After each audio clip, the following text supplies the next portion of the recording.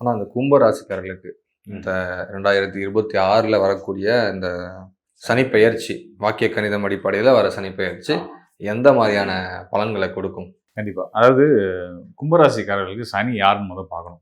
ராசிநாதன். கும்பராசியோட அதிபதியே சனி பகவான் தான். ஸோ கும்பராசிக்கு இயல்பாகவே ஒரு நல்ல குணங்கள் உண்டு. ரொம்ப நேர்மையாக இருக்கணும், உண்மையாக இருக்கணும், எல்லாரும் நல்லா இருக்கணும், எல்லாரும் நல்லா இருந்தால் நாமும் நல்லா இருப்போம் அப்படின்ற ஒரு எண்ணங்கள்லாம் கும்பராசிக்காரர்களுக்கு உண்டு. அப்படிப்பட்ட இயல்புலேயே ஒரு நல்ல ஒரு பரிபூர்ண தன்மையில் பெற்ற அந்த கும்பராசிக்காரர்களுக்கு அவங்களுடைய ராசிநாதன் ராசிக்கு 2ஆம் இடமான மீன ராசியில் அமர போகிறார். அதாவது 7.5 சனி நடந்துகிட்டு இருக்கு. கும்பராசிக்காரர்களுக்கு 7.5 சனி நடந்துட்டு இருக்கு. எனக்கு ரொம்ப ஆச்சரியமாக இருக்கும். அந்த மகர ராசி கும்பராசியில் பிறந்தவங்களாம் வந்து எனக்கு 7.5 சனி ஆரம்பிச்சிருச்சு, நான் படாத பட போகிறேன் அப்படின்னு அவங்களே கற்பனைக்கு போயிடுவாங்க. நான் கேட்பேன், எதுக்கு நீங்கள் உங்களை பார்த்தே பயப்படுறீங்க அப்படின்னு.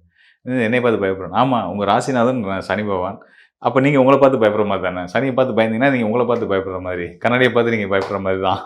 அதனால் அந்த எண்ணத்தை விட்டுருங்க. சனி உங்களுக்கு நல்லதாக தான் செய்வார். சனியோட பண்புகள் உங்களுக்குள்ளே இருக்குது.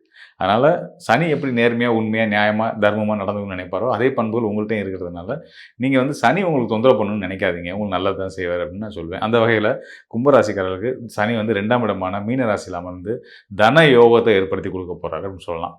தனயோகம் அப்படின்றது பொருளாதார முன்னேற்றம், குடும்ப ஒற்றுமை, இது எல்லாத்தையும் கொடுக்கக்கூடிய விஷயம். உங்களுடைய சொல்வாக்கு வெல்லும்.